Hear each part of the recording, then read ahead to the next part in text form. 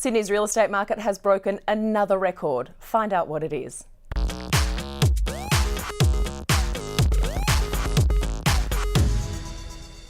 Hello and welcome to Clearance Rate, a full wrap of the nation's residential property market over the last week. And both auction volumes and the clearance rate remain strong leading up to the Queen's birthday long weekend. Buyers and sellers continuing to get out in full force. And we all know Sydney's market dominates in terms of prices and growth. In just 3 months, an amazing 26 suburbs have recorded new all-time highs in terms of that house price, some even soaring by nearly $2 million. So in saying that, there's little surprise the city has set a new record for breaking records. That's right. It can't go on forever though, and we are actually seeing another week of stabilisation, which is good news for buyers. In terms of the clearance rate, Sydney remains fairly stable at 86.5%. Melbourne hosted 1,221 auctions, which delivered a clearance rate of 78.3%.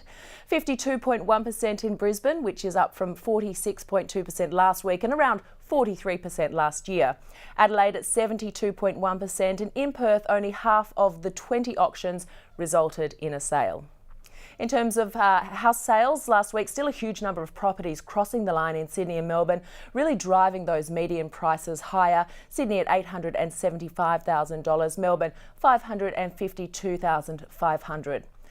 On the apartment front, again, that median price in Sydney for units is basically on par with what you'd pay for a house in the other capital cities. Melbourne's median price $480,000. In terms of overall price direction, I mentioned earlier that we are seeing for a third week signs of stabilisation, which you can clearly see from these numbers. That overall annual growth rate in Sydney still keeping real estate the most rewarding investment class though, in terms of return on investment. Pretty good numbers. So time now though for our weekly sticky beak into some of the properties that sold over the weekend. And while we're talking about records, I thought it fitting to show you this, which does help explain why we keep breaking them. And most Sydney buyers' eyes would water at spending $1 million on a unit or apartment, but one cashed up purchaser spent just that over the reserve on Australia's priciest street. Now, it's a 3-bedroom apartment. It went to auction with price expectations of around $3 million for an apartment, $3 million. But when the hammer fell, the final sale price was a whopping $4.1 million.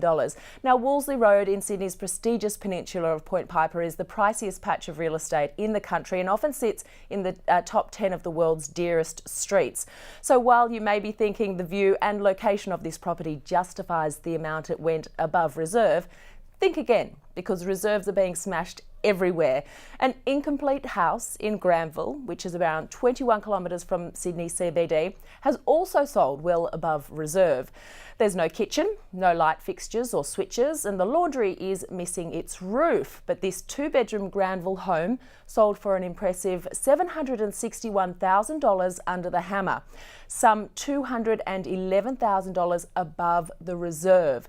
Granville's median house price is a modest $650,000. The suburb, though, has seen 19.3% growth over the past 12 months and growth of almost 50% over the past 3 years. Just staggering, really. That is Clearance Rate for today. More again next week.